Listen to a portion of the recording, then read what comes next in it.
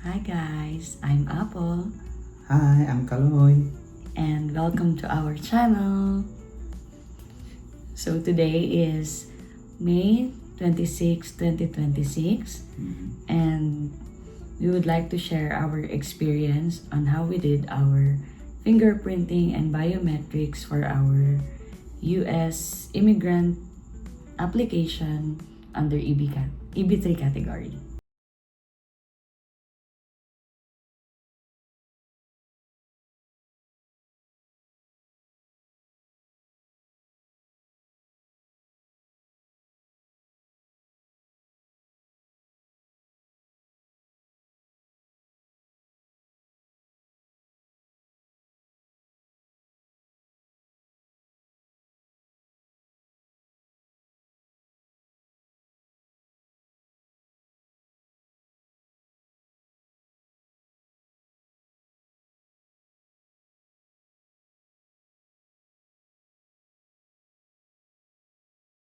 So, quick background about us kasi this is our first time vlogging. Ako, I am Apple and I am a nurse in a private hospital here in Legazpi, Bicol. And Ako naman ay isang bumbero from Bureau of Fire Protection and currently active pa ngayon. so, please bear with us kasi first time namin na mag-vlog and Yeah. sana marami kayong matutunan sa amin kasi marami din kaming natutunan sa mga pinanood naming vloggers na nag-asikaso din ng kanilang EB3 application going to US, of course. Dami naming pinanood na mga vlogs. Kahit sino-sino, sina Andra Jedge. Sina Team Alistante, Yeah. mga ganyan. Lagi namin pinapanood Oo. sila. Sa kanila kami unang natuto na kung paano yung process ng mga visa application, mga medical, pati mga interviews nila. And ngayon, syempre, Trolley pa. yung kanilang mga experiences ngayong nasa US na sila. So, sana matulungan din namin kayo kapag napanood nyo itong video namin. So, we will start sa aming visa application center kasi yun yung kumbaga pinakamadali naming na accomplish during our application. So before po kayo pumunta sa visa application center sa Parcal, make sure po na meron kayong appointment. So i-attach namin dito or i-post namin yung website kung saan kayo pwedeng magpa-appointment. And make sure din po na meron na kayong interview date or P4 letter. So yung visa application center po, located siya sa Parcal Mall sa Parañaque. Paranaque. Yes, so yun. So ilalagay na lang namin dito yung itsura ng Parcal building, yung Parcal mismo. Kung saan papunta. Kung saan papunta. May iaano kami na video. Yes. Saan dumaan yung Yung Grab namin, yung InDrive, InDrive, yan. hindi na namin alam. Basta marami kaming na-try na mga taxi sa Manila. Kasi we are from Bicol. And we stayed in Makati.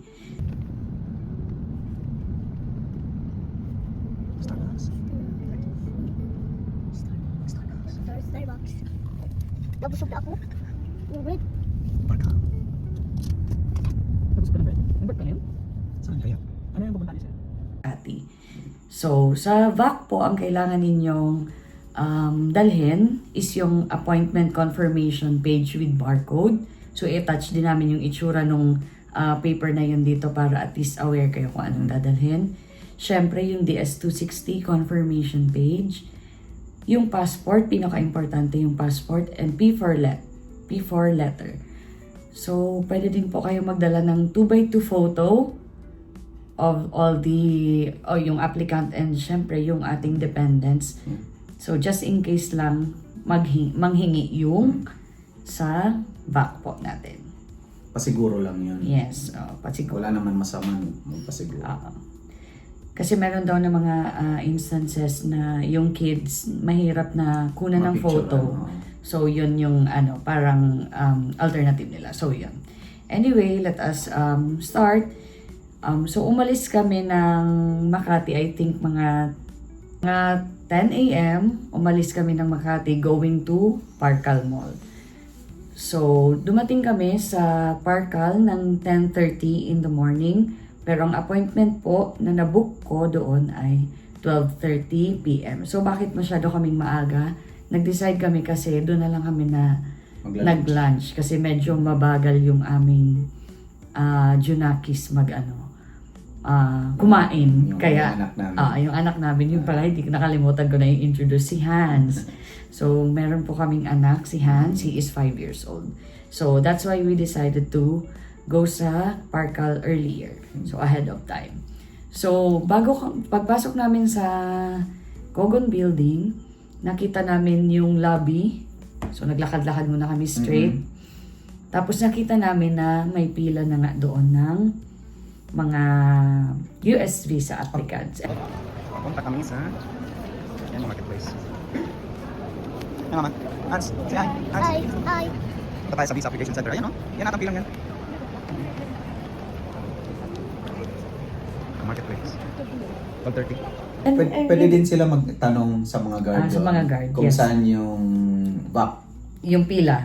Yung Kung saan ang application, ay kung saan ang appointment ng mga sa visa application center. Kasi yung nasakyan naming sasakyan, binaba kami, medyo malayo pa.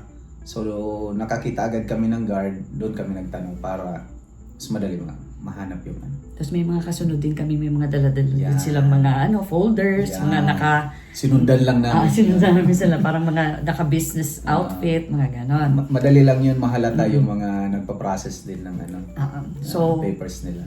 yon, doon sila nakita na namin yung lobby kung saan sila nakapila.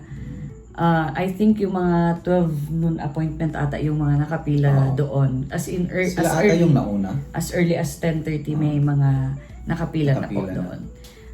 So, yan, nakita namin yung pila. Tapos, ang pangalawa naming hinanap is yung kakainan. Yung kakainan. Naghanap na kami ng makakainan. Naglibot kami sa Parkal. Naglibot kami sa Parkal Mall. Pumunta kami second floor. Pumunta pa kami doon sa may, I think, Sa other kung saan kami building binaba. Kung saan kami binaba ng taxi. Sa kabilang building, nag-cross pa kami ng street only to find out na ang mga masarap makainan pala, nakainan, ay nandoon na lang din mismo sa Kogon Building kung saan nakapila, may pila, nakapila yung mga sa harap mismo ng pila. applicants. Yung Yes. kakainan na masarap. Okay, so yon. So nakapag-decide kami na doon kami kakain sa areang yon, and sunod naman naming hinanap is kung saan namin iiwan yung mga gamit namin kasi siguro most of you alam nyo naman na bawal po ang bags, gadgets, And watch, electronics. any electronic devices, Any bawal po electronic siya sa devices. VAC, and also jewelries. Tanggalin nyo na po lahat ng jewelries nyo. Pasiguro na lang. Pati earrings. Ako hindi na ako nag-earrings bago pa umalis sa bahay. Kailangan lang po documents ang dala ninyo. Pwede kayo magdala ng pera. Pero, konting pera lang. Kasi syempre, mali mo, may mga emergency, ganun. So, yun lang ang inaalaw nila.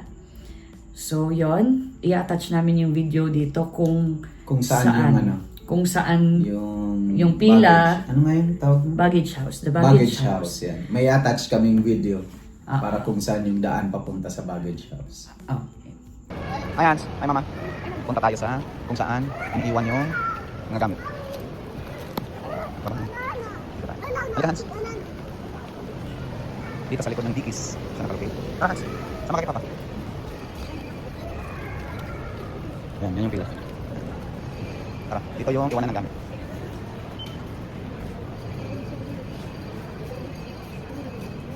Ano lang siya, 150 whole day na. Kung yun, iniiwan na lang. Nandun na pila. Pabalik kayo doon. Iwan lang natin yung mga gamit natin. Dito. Opo. Dito sa... Ayun. Baggage house. Yan. Diyan sa baggage house. Okay, dito tayo guys. Bye-bye muna. Iwan ko pati cellphone. So, yon. So, after nila, maiwan yung gamit namin sa baggage house. Hindi, nag-lunch muna tayo. Nag-lunch muna pala kami. Lunch Nag-lunch muna. kami na Kasi almost kailangan pala ng pera. Sobrang isang oras, no? Nag-lunch kami sa North Park. So, hindi to promotion, pero doon kami kumain. Kasi Yun yung nasa tapat mismo ng pila ng Makikita nyo naman applicants. doon yung mga pila pag nag-start na, umabante na. Mhm. So before pala nila iwan yung gamit namin, yung damit ko kasi naka-casual dress lang ako. Yung parang may polo dress. Tapos naka-sneakers ako. Kaso lahat ng nakikita ko sa pila, puro sila Pants. business attire, halos naka-pants lahat. Mm. So medyo parang Nag-alangan. nag-alanganin ako doon. So ang ginawa ko, buti na lang may dala akong pants kasi nga yun, medyo Pasiguro. pasiguro, Bicol na Bicol, pasiguro. Pang-abang, kumbaga, pang-abang. So ang ginawa ko, tinakin ko na lang yung dress ko sa pants ko. Tapos yun, iniwan na nila yung ibang gamit namin sa the baggage house. So, nag-start kami pumila doon sa mga kasabay yung ibang applicants by 12:10 p.m. Again, bawal po ang bags, cellphones, and any electronic devices, and all the jewelries. Nag-move na po, gumalaw na yung pila. By family naman yung By family siya. Hindi siya hindi siya individual. Kumaga per applicant, including your dependents. So, isahan kayong nag-move. So, gumalaw na yung pila. Tapos, pinapunta na kami doon. Gumalaw ang baso. Gumalaw na yung pila. So, may guard. Halimbawa, sa straight line, may guard sa unahan. Tapos, yung papasukan namin papunta pa sa my left side. So, unti-unting pinapapasok doon sa side na yon yung mga applicants. So, doon, may guard doon na meron silang podium. Parang table. Pinipirmahan ba yun? Hindi, parang check nila kung talagang ka. Naka-appointment ka. Okay. Naka-appointment ka on that date and time. So, nagbigay sila ng pink na papel, pink slip, each passport holder. Siyempre, hindi ko na na-picture kasi bawal na nga, di ba? So, yon. So, pink slip, lahat kami. Tapos, pinapasok na kami doon sa Visa Application Center, sa building kung saan mismo yung Visa Application Center. Sa may other side. Sa may other side pa. Tapos, pinasakay kami sa elevator going to Third floor. Tapos Tapos yun na. Doon na yung Makikita mo na na talaga siya. Nasa US ka. nasa US. Nasa US ka vibes, parang ganon. So, pagdating naman po sa guard, sa third floor, babae yung guard, di ba? Babae. Babae yung guard. So, mabait naman sila. Pina-check lang kung may mga gamit sa loob ng bulsa. As in, Dapat pinalabas talaga nila yung laman ng bulsa mo. Tapos, pinalagay sa basket. Parang may basket sila doon. Para sa lahat ng gamit. Pati papeles, Papers. pera. Yung claim stub namin sa baggage house, doon nilagay din namin doon. Kasi yun, lahat ng gamit, dadaan siya doon sa sensor. O ba yan? O ba yan? Basta security. Tapos, so kami namang mga tao, pinadaan din kami doon sa Parang security check, sensor, ganon. Tapos yun, pinapila na kami doon sa may parang, may pila. may pila basta siya doon. So, pag pila po, pinaprepare po yung DS-260 namin. So, yung DS-260 ko, dapat nakaipit siya sa passport ko, DS-260 niya sa passport niya din, tapos si Hans, ganon din. Dapat ihanda nyo na. Dapat siya nakaipit na siya doon sa mga passport per ninyo. passport. Yun na, nanginginig na yung kamay ko eh. Oo. Mas malamig doon. Oo, malamig siya. Tapos yun, ano pa ba? Yun, US vibes na yung nandun kasi makikita mo na may map of USA doon sa may wall. May flag ng USA. And sa TV nila, merong mga announcement of US holidays na hindi namin natandaan. Diyos ko, Lord. Dapat pala tinatandaan yun. Kasi na-epic fail sa mga susunod na kabanat kukwento namin sa inyo. So, napansin ko sa mga nakapila, may nakapilang nakadress din. So, medyo short siya sa dress na suot ko initially kasi di ba nagpants ako. So, any comfortable clothes, pwede po gamitin doon talaga. Basta, yung hindi naman hubadera, gano'n siguro. At Acceptable least, talaga.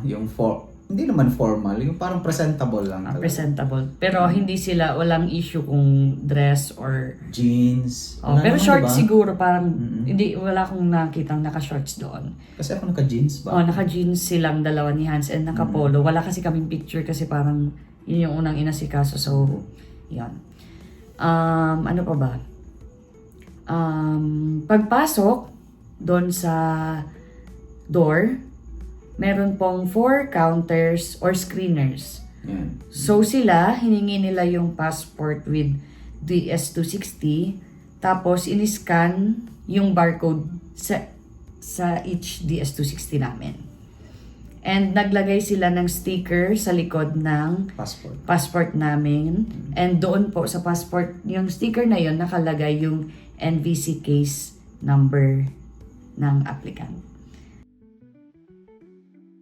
Tapos, doon din po sa sticker na yon nakalagay kung ano yung option of delivery ng visa mo.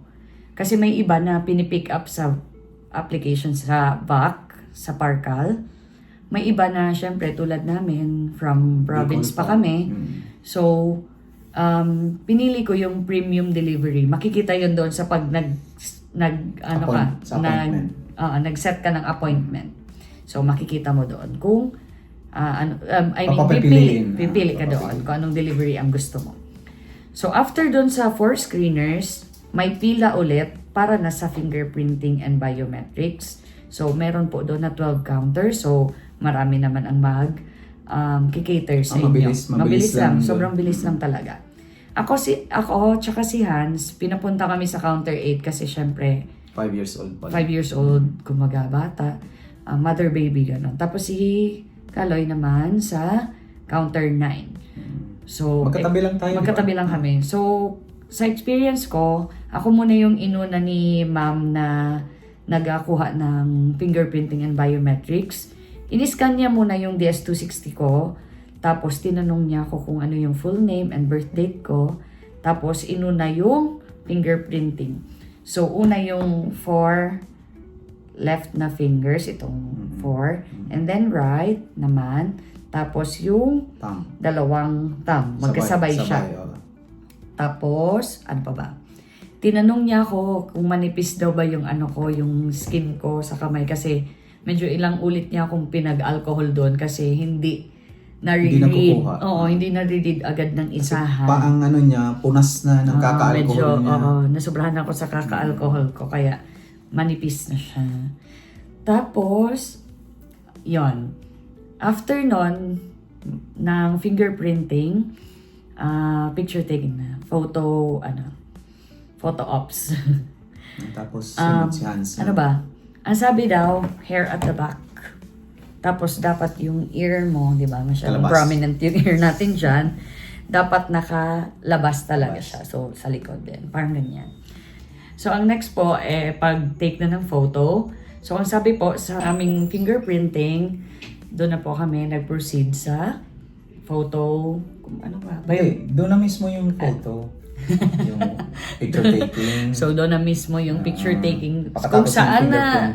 Kung saan window ka nag-fingerprinting, doon din yung photo taking. Yung kay Hans, paano? Wait lang, ako nga muna. Sige. So, sabi daw po doon, dapat yung hair po ni Mami ay nasa likod and dapat yung prominent ears ay nakalabas. Charing. Dapat po nakalabas yung tenga, walang earrings. Tapos, mag-smile? Nag-try sana ako mag-smile. Bawal daw. Sinabihan ka? Oo. Naggawa na ako ng very light lang. Okay. Ako kasi, hindi ko na-trinay. Ayaw kong masabihan ako eh. Bawal daw mag-smile. So, trinay ko lang naman, pero bawal daw. Dapat daw. Normal straight. face mismo. Fierce. Ganun. Fierce. Oo. Paano yung tiger look? Tapos yun, after ko, si Hans naman, tinanong lang ako ni ma'am kung ano yung full name and birth date ni Hans. Hindi ba tinanong si Hans? Hindi, kasi naman medyo init na ng ulo niya. Medyo grumpy kasi yung batang yun, kaya wala siya dito, pinatulog na namin siya. Tapos yun, tinanong kong how old na si Hans. Ako na lang yung sumagot para sa kanya. So, pinaupo si Hans doon, parang may chair naman na provided para sa mga pedia. As a nurse, pedia. Para sa mga bata, may provided na chair para sa kanila. Tapos, nag-try si ma'am na mag-take ng photo kay Hans once, kaso gumalaw. Buti na lang, nung pagsabi ko ng ayusin yun, okay na yung Hindi kanyang kumbaga twice lang sa kanya nag-try na mag-take ng photo. Tapos ang sabi ni ma'am, yung kids below 13 years old, wala daw na fingerprinting. Tapos yun. Tapos na kami. Okay. Ikaw Tapos naman. ako naman, dali lang sa akin. Ganun din na four fingers, left muna, then right, then thumb, tapos yun na yun. Picture. Hindi na ako nag-smile. Kasi parang may mga ganyan talaga, di ba? Kahit sa CSC, sa civil service, pag magpa-picture ka, Usually, dapat usually, talaga, normal serious lang, face. oo. So, Kaya, yun. Napakadali lang. Mhm. Tapos na, pinalabas na ako. Ako yung unang pinalabas. Oo. Siya yung unang Pinalabas na ako. pinalabas. Actually, natapos na siya. Napansin ko, natapos na siya bago pa mag-start si Hans na mag-picture. Tapos sabi ni Hans, bago siya mag-picture, mawiwi ako. Sunod sana siya kay Kaloy. Buti na lang, hindi pa siya nakalabas ng pinto kasi yung nilabasan pala nito ay exit na. Oh, exit na. Bawal na bumalik. Bawal na bumalik. So, buti nahabol ko pa si Hans noon. So, after noon, nag-claim na kami ng bags. Tapos, upon checking, 1:00 na. So, less than an hour lang kami na Dali lang. natapos yung biometrics and fingerprinting kasi nagsimula kaming pumila, 12:10. So, 1 o'clock tapos na kami. Tapos, after noon, dumaan kami sa church. Kasi merong, may church naman. church na St. very John near. Paul ba yun? St. John. John Paul II Chapel. Sobrang lapit lang sa Parkal. Nilakad lang namin siya kasi kinabukasan, medical na Medical na namin namin. sa St. Luke's. Kaya, Meron doon mga ibang mga applicants na nauna yung medical nila. Kasi may mga tusok pa sila yung mga kumbaga, morning ata sila morning nag-medical. nag-medical, Tapos after afternoon. medical, tsaka yung Pero nakakatakot yung kasi di mo alam kung anong oras ka matatapos sa medical mo, di ba? Baka Kami- mabitin ka eh. Kami, ang inuna namin talaga yung visa application center pala kasi wala na akong nakuhang appointment nung March 23. March 23 kasi kami nag-visa application center. March Tapos, 24 yung medical. March 24 yung medical namin. So yon, ikwento namin sa inyo yung experience namin sa aming medical exam. Kung kamusta naman ba. Basta yon. So, thank you for watching our first vlog. First ever vlog. Sana natulungan namin kayo and sana nakatulong tong video. sana nakatulong na itong video sa inyo. So please don't forget to like and subscribe para sa mga susunod naming videos, ma-update kayo or ma-notify kayo kasi Yes. marami pa kaming videos na gagawin susunod. Kapag May mga hindi kami masasaya, tinamad. may mga stressful. Yes. Thank you. Bye. Tama.